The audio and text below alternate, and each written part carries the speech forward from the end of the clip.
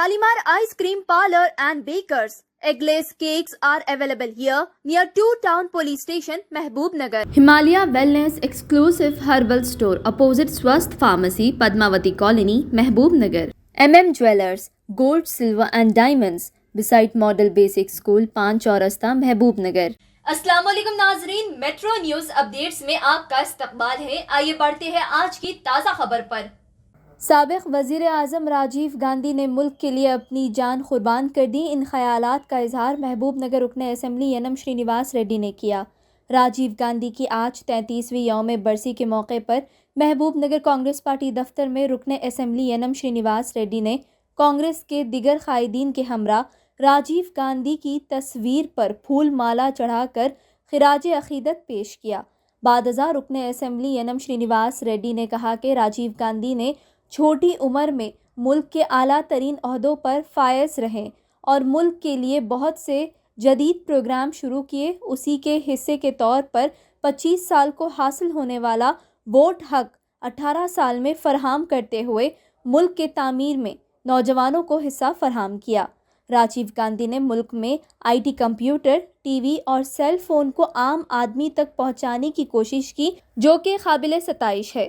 इस मौके पर TPCC सेक्रेटरी विनोद कुमार, सदर नशीन बल्दिया Mahabubnagar Anand Goud, Surender Reddy, DCC general secretary Siraj Khadri, TPCC spokesperson Zaheer Akhtar, town president Laxman Yadav, town working president Khwaja Azmat Ali, ज़िला अखिलियाती सदर मोहम्मद फयाज, कांग्रेस कायदीन पीर मोहम्मद सादिक, मोहम्मद ताहिर, मोहम्मद फ़हीम, मोहम्मद अलीम, अब्दुल हक, महिला कांग्रेस सदर वसंता बी अनीता के अलावा दिगर कायदीन मौजूद थे। देखिए ये report, pure report, metro news updates. ఈరోజు దేశం కోసం రాజీవ్ గాంధీ గారు బలైపోయిన దినం. వారి 33వ వర్ధంతి రోజున కాంగ్రెస్ పార్టీ నాయకులు, కార్యకర్తలు, భారతదేశ ప్రజలు రాజీవ్ గాంధీ గారు దేశ సమగ్రత కోసం చేసిన గొప్ప నిర్ణయాలను మళ్ళొకసారి గుర్తుకు తెచ్చుకుంటా ఉన్నాం. కంప్యూటర్ను భారతదేశంలో విస్తృతంగా ప్రవేశపెట్టి రైల్వేస్లో, విమానాల్లో రైల్వే బుకింగ్ కావచ్చు, సూపర్ కంప్యూటర్ల స్థాపన కావచ్చు, వీటన్నిటికీ కూడా పునాది ఏర్పడ్డది రాజీవ్ గాంధీ గారి హయాంలో. ఈరోజు సాఫ్ట్వేర్ దిగ్గజంగా, IT సర్వీసెస్ దిగ్గజంగా ప్రపంచ దేశాల్లో భారత స్థానం సమున్నతంగా ఉన్నది అంటే దానికి ప్రధానమైన కారణం ఈరోజు రాజీవ్ గాంధీ గారు. టెలికమ్యూనికేషన్స్ విప్లవం ఈ దేశంలో వచ్చి సామాన్యుడు కూడా ఈరోజు మొబైల్ ఫోన్ అతి చౌకగా వాడుతున్నాడంటే దానికి పునాది వేసింది రాజీవ్ గాంధీ గారు.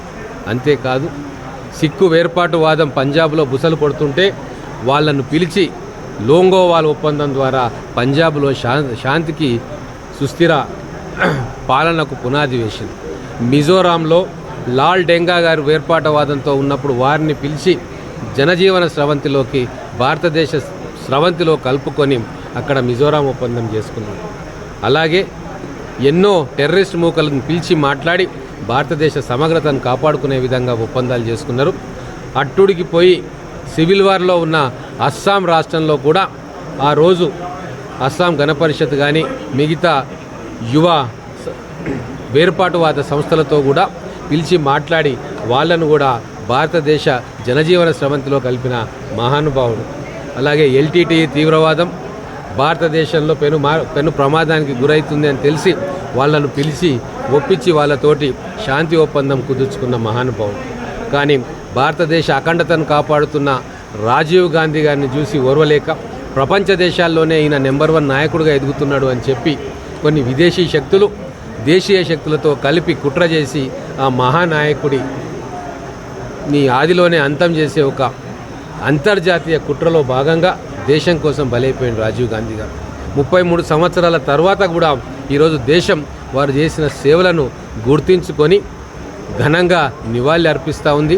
రాజీవ్ గాంధీ గారు చూపిన బాటలోనే రేపు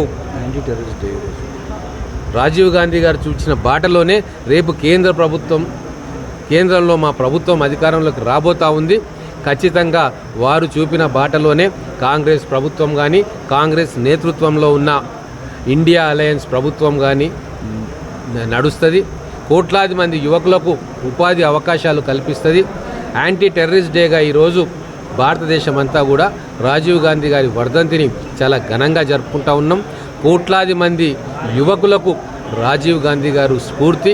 21 సంవత్సరాలు ఉన్న ఓటింగ్ హక్కును 18 సంవత్సరాలకు తీసుకొచ్చి ఒక గొప్ప, ప్రపంచంలో ఎవరూ చేయలేని ఒక గొప్ప ప్రయోగాన్ని భారతీయ యువతరం కోసం రాజీవ్ గాంధీ చేశారు. కాబట్టి యువతరానికి అంతటికీ కూడా రాజీవ్ గాంధీ గారి ఆదర్శం. ఒక ప్రధానమంత్రి కుమారుడుగా, ఒక ప్రధానమంత్రి మనవడుగా ఉన్న చాలా సింపుల్గా, చాలా హంబుల్గా ఒక సామాన్య జీవితం గడిపిన వ్యక్తి రాజీవ్ గాంధీ.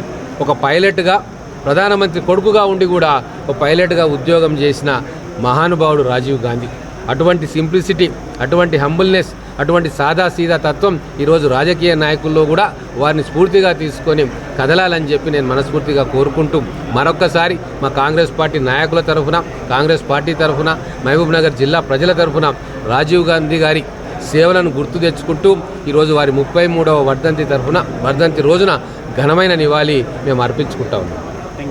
नाजरीन, आप हमारे तमाम प्रोग्रामों का मुशाहिदा YouTube, Facebook और Instagram पर भी कर सकते हैं। अगर आप हमारा प्रोग्राम YouTube पर देख रहे हैं तो मेट्रो न्यूज अपडेट्स को सब्सक्राइब करना ना भूलें और हमारे वेबसाइट www.metronewsupdates.com पर भी मुशाहिदा कर सकते हैं और देखते रहिए आपका अपना पसंदीदा चैनल मेट्रो न्यूज अपडेट्स।